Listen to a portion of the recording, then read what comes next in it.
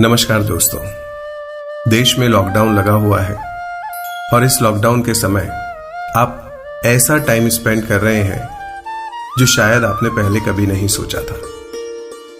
परिवार के साथ नजदीकियां बढ़ गई है, बहुत सी बचपन में की हुई चीजों को फिर से कर रहे हैं, बहुत कुछ सीख रहे हैं और ऐसी बहुत सी नई चीजों से आप रूबरू हो पा रहे हैं जो आपको काफी कुछ आगे लाइफ में सिखाने वाली है। ऐसे समय में बहुत से ऐसे किस्से भी हमारे सामने आ रहे हैं जो हमें सिखा रहे हैं और लाइफ को बेहतर बना रहे हैं।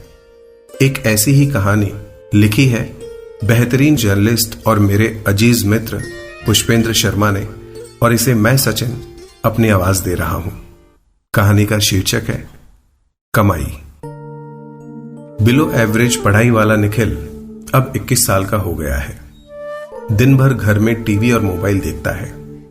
जब ऐसे लड़कों के पास कोई काम नहीं होता तो पड़ोसी अक्सर सब्जी दूध इन्हीं से मंगाते हैं। पिता निखिल की इन्हीं आदतों पर अक्सर नाराज होते हैं, लगभग रोजाना डांटते हैं। 11 बजे उठ रहे हैं साहबजादे, जीवन का भविष्य का कुछ पता नहीं है।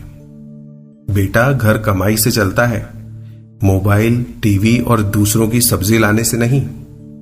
निखिल हर बार इन बातों को ऊपर से निकाल देता है।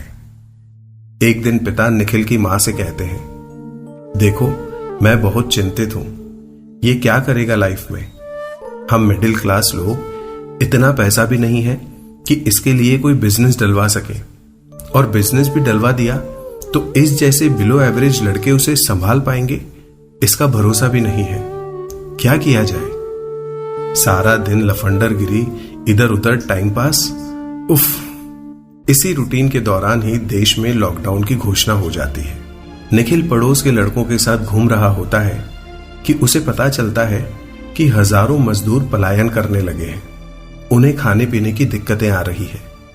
निखिल के दोस्त बताते हैं कि कुछ एनजीओज गरीबों को खाना बांट रहे हैं, अगर वो चाहे तो सेवा दे सकता है। निखिल सोचता है कि यह घर से निकलने का सही मौका भी है, क्योंकि पापा सारा दिन घर में रहकर सुनाते रहेंगे। निखिल उन वॉलंटियर्स में शामिल हो जाता है। जैसे ही इसका पता निखिल के पिता को लगता है तो वे घर आने पर उसे खूब डांट लगाते हैं। क्या जरूरत है तुझे घर से बाहर निकलने की। यह सुनकर निखिल की प्यारी मां आती है और उसे डांट से बचाकर ले जाती है। रोज रोज पिता और बेटे की इस झिकझिक को भांपती हुई मां पिता से बात करके निखिल को घर से निकलने की छूट दे देती है। हाईवे, कच्ची बस्तियों, आश्रय स्थलों में खाना वितरित करने के दौरान निखिल को जिंदगी और कमाई की असली कीमत पता चलती है। वो सेवा जारी रखता है। इसी दौरान हाईवे पर एक परिवार से उसकी मुलाकात होती है, जिसका मुखिया शहर में मजदूरी के लिए आया हुआ था। उसकी एक बेटी भी है जो थैली आदि बीनती है। निखिल देखता है कि बेटी के चलते चलते पैरों में छाले पड़ गए हैं और खून निकलने लगा है। उनकी आर्थिक स्थिति बेहद अच्छी नहीं है। निखिल का मन पसीज जाता है। वो सोचता है कि मैं इस परिवार के लिए क्या कर सकता हूं। वो परिवार बताता है कि करीब 200 किलोमीटर चलकर वे अपने गांव पहुंचेंगे। निखिल बातों ही बातों में उनसे काफी घुल मिल जाता है। खैर, बात आई गई हो जाती है, लेकिन निखिल के मन में टीस रह जाती है। वह सोचता है कि प्रशासन से बात करके मदद पहुंचाई जा सकती है, लेकिन यह मदद पहुंचे ना पहुंचे और ना जाने कितना समय लगे, इसलिए मैं खुद कुछ कर सकूं तो बेहतर होगा। रोजाना अलग अलग जगहों पर भोजन वितरित करने के कारण उसकी पुलिस से जान पहचान हो जाती है। निखिल की लगन देखकर उसकी दोस्ती एक पुलिस वाले से हो जाती है। थोड़े दिन बाद निखिल अपनी बाइक पर उस परिवार के गांव राशन, जूते, मोजे और अन्य जरूरी सामान लेकर निकलता है। हाईवे पर पुलिस मिलती है तो वो उस पुलिस वाले से उनकी बात करा देता है। वो पुलिस वाला कहता है कि जाने दो, अच्छा लड़का है, सेवा भाव वाला है, विश्वास करो कुछ अच्छा करने निकला होगा। पुलिस उसे जाने देती है। निखिल गांव पहुंचकर उन्हें राशन, जरूरी सामान और लड़की को जूते मोजे दे देता है।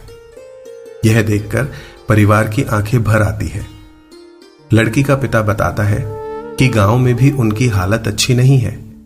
जब से शहर से आए हैं, लोगों ने बुरा व्यवहार शुरू कर दिया है। खाने के भी लाले पड़े हैं। यदि आप नहीं आते तो भूख से ही मर जाते। निखिल की 200 किलोमीटर दूर मदद पहुंचाने की बात एक राष्ट्रीय अखबार के स्थानीय रिपोर्टर को पता चलती है। वो रिपोर्टर निखिल से मिलने आता है और पूछताछ करता है। निखिल अपने घर लौट आता है। सुबह उसके पिता बालकनी में अखबार लेने जाते हैं। फिर कमरे में आकर जैसे ही उसका पहला पन्ना खोलते हैं, सबसे नीचे निखिल की फोटो और खबर को देखकर चौंक जाते हैं। खबर का शीर्षक होता है 200 किलोमीटर दूर से पुण्य कमाने पहुंचा युवा। निखिल के पिता की आंखें भर आती है। वो पत्नी के पास जाते हैं और उन्हें जगाते हैं। पत्नी देखती है कि पिता की आंखों में आंसू छलक रहे हैं। वो पूछती है, क्या हुआ? पति कहते हैं, निखिल कमाने लग गया। दोनों अखबार की खबर पढ़ रहे होते हैं, जिसमें रिपोर्टर निखिल से सवाल करता है, आप कौन हैं और क्या करते हैं? निखिल कहता है, कुछ नहीं करता। रिपोर्टर पूछता है, फिर ये राहत सामग्री किसी ने भिजवाई है? वो कहता है, नहीं, अपने पैसों से खरीदी है। रिपोर्टर पूछता है, आप तो कह रहे हैं कि आप कमाते नहीं हैं, फिर आपने कहां से खरीदी? निखिल कहता है, पुण्य कमाया जाता है, बताया नहीं जाता। माफ करना, मैं इसका जवाब नहीं दे पाऊंगा। निखिल के जागने पर पिता पूछते हैं, बेटा हमें तो बता दे, तेरे पास पैसे कहां से आए? निखिल कहता है, छोड़ो ना। मां पूछती है, निखिल प्लीज बता, हमें तो खुशी है, लेकिन बस ये जानना चाहते हैं कि ये पैसे आए कहां से। निखिल बताता है कि जिस एनजीओ के वॉलंटियर के तौर पर वह काम कर रहा था, उसने उसे खर्चा पाने के लिए 2000 रुपए दिए थे, जिसमें से 1900 का वो सामान ले गया और 100 रुपए पिता की पैंट की जेब में रख दिए हैं। निखिल की यह बात सुन पिता का सीना गर्व से फूला है। निखिल उनकी बाहों में है और वे सुबक रहे हैं। निखिल अब कमाना सीख गया है।